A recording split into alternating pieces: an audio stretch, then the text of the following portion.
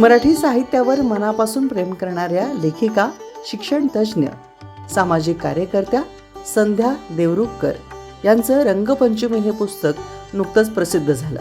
या प्रकाशन समारंभाच्या निमित्तानं या पुस्तकामागची नेमकी भूमिका त्यांनी विशद केली आहे.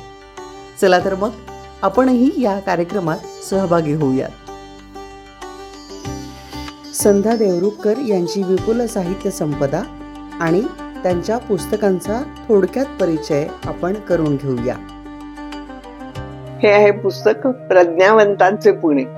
मी स्वतः पुण्याची, त्यामुळे पुण्याबद्दल मला खूप प्रेम आहे आणि आमचं पुणे शहर कसं लोभस आहे हे मला नेहमी जाणवतं. या पुण्यातल्या काही दिग्गज व्यक्तींच्या मुलाखती या पुस्तकात संकलित केलेल्या आहेत. त्यांची माहिती, त्या व्यक्तींची, त्यांच्याबद्दलची घेतलेली मुलाखत आणि त्यांच्या एका सुहृदाने त्यांच्याबद्दल लिहिलेले त्याचे स्वतःचे विचार, असं या पुस्तकाचं स्वरूप आहे.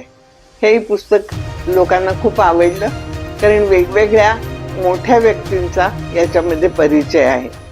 हे आहे लोककवी मनमोहन. शभय कवीचे जाळू नका हो, जन्मभरी तो जळतच होता.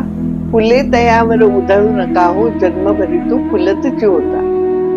अशा अत्यंत अजरामर ओळी लिहिणारे डॉक्टर मनमोहन कवी, लोककवी मनमोहन, हे माझे खूप आवडते कवी. त्यांच्यावरचं हे पुस्तक आहे. हे पण खूप लोकप्रिय झालं, लोकांना खूप आवडलं. विशेषतः काव्याची आवड ज्यांना आहे आणि ज्यांनी जोपासले त्यांच्याकरता हे पुस्तक उपयोगाचं आहे. वसंत बहार हे डॉक्टर वसंतराव देशपांडे, जे महाराष्ट्राचे अत्यंत लाडके असे संगीत रत्न म्हणून आपण त्यांना मानतो, त्यांच्यावर आधारित वेगवेगळ्या लेखांचं संकलन याच्यामध्ये केलेलं आहे. आणि खास पालकांसाठी म्हणून मतिमंदत्वाची स्थिती आणि परिस्थिती, म्हणजे काय नेमकी यामध्ये अडचण आहे हे पालकांना कळावं, याकरता या पुस्तकाचं प्रयोजन आहे.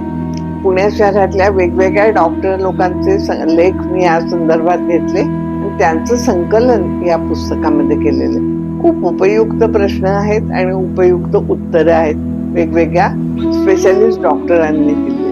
मला आवडलेलं माझं काम म्हणजे उन्हात बांधलेली घरं, कारण माझ्या कार्यानुभवावर आधारित काम करताना जे जे अनुभव मला येत गेले, मुलांच्या संदर्भातले, त्यांच्या पालकांच्या संदर्भातले, भोवतालच्या परिस्थिती संदर्भातले, ते सगळे मी ह्याच्यामध्ये वर्णन केलेले आहेत. त्यामुळे हे पुस्तक मला जास्त उपयोगी असं वाटतं. आणि एका शाळेमध्ये एकाच पद्धतीचं काम सातत्याने करत असल्यामुळे माझी 5-6 पुस्तकं मतिमंदत्व आणि त्यांची प्रगती याच्यावर आधारितच आहेत आणि हे स्वाभाविकच आहे, नाही का. दोस्ती अपंगांची, हे पण लहान मुलांच्या अत्यंत उपयोगी आहे. कृष्ण आहेत ती मुलं आणि त्यांचे सवंगडी. कृष्णाचे सवंगडी आपल्याला माहिती आहेत, सुदामा, लंगड्या, बोबड्या अशीच होते. तर कृष्ण हा हिरो, म्हणजे आपला जो विद्यार्थी आहे तो हिरो कृष्ण, आणि त्याचे सगळे सवंगडी हे असे आहेत. तर त्यावेळेला त्या कृष्णाने आपल्या सवंगड्यांची कसं वर्तन केलं, कशा पद्धतीने त्यांचा स्वीकार केला, त्याचं उदाहरण पुढे ठेवून या पुस्तकाची निर्मिती केली आहे. त्यामुळे दोस्ती अपंगांची हे या मुलांजोगतं पुस्तक आहे आणि त्यांना अत्यंत उपयुक्त असं आहे, असं मला वाटतं. निगराणी हे त्रैमासिक आम्ही प्रकाशित करत होतो. आझाद हिंद सेनेबरोबर ब्रह्मदेश ते जपान हे एअर कमोडर रमेश बेनेगल यांचं पुस्तक प्रसिद्ध झालं. हे मूळ आत्मवृत्त इंग्रजीमध्ये आहे, त्याचं मी मराठी भाषांतर केलं. त्याचं असं झालं की रमेश बेनेगल यांच्या निधनानंतर त्यांच्या पत्नीची इच्छा होती की हे आत्मवृत्त सगळ्या भारतीय भाषांमध्ये प्रसिद्ध व्हावं, जितकं शक्य होईल तितक्या, आणि जास्तीत जास्त लोकांपर्यंत त्यांची माहिती प्रकाशित व्हावी. आणि या विचारांनी ते माझ्याकडे आल्या आणि मी हे ऍक्सेप्ट केलं, स्वीकारलं काम. नुसता अनुवाद इतकं सोपं नव्हतं ते, की केवळ डिक्शनरी घेऊन प्रत्येक शब्दाचा अर्थ घेणं, कारण हे एका योद्ध्याचं पुस्तक होतं आत्मवृत्त. त्यामुळे वेगवेगळे विषय वेगवेगळ्या परिस्थितीत कसं वागतात वेगवेगळे लोक, याचं पण त्याच्या भान ठेवायला लागलं.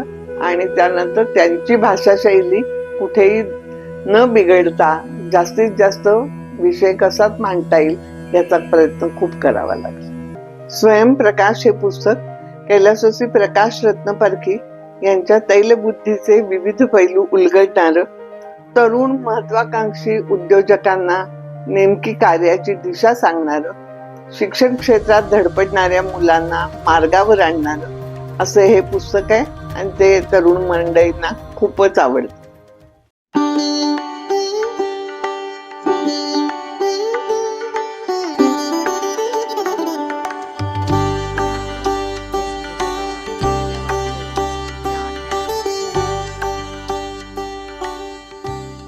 रंगपंचमी या पुस्तकाचं हे प्रकाशन आज आपण करीत आहोत.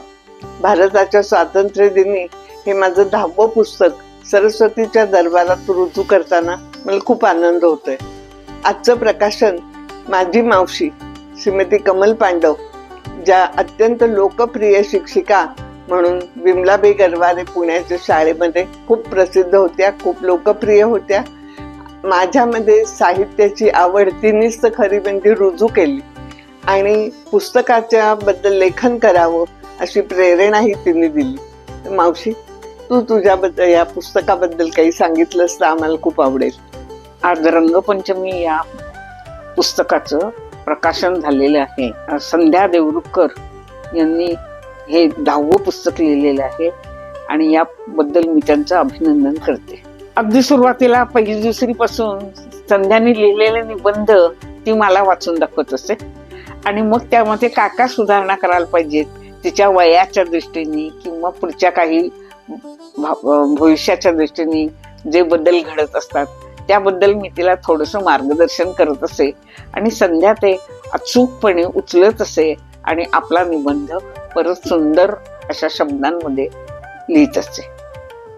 विशेष मुलांच्या विकासासाठी संध्याने केलेले कार्य आणि एकंदर घेतलेले श्रम याची दखल आपले भारताचे राष्ट्रपती अब्दुल जे कलाम यांनी घेतली आणि तिला राष्ट्रीय पुरस्कार त्यांनी जाहीर केला आणि त्याप्रमाणे तिला तो मिळाला. संध्याच्या या विशेष मुलांच्या कार्याचा वारसा तिची मुलगी केतकी साखरदंडे ही अमेरिकेत सुद्धा चालवत आहे आणि ती एका विशिष्ट संस्थेची प्रिन्सिपल म्हणून काम करते आहे.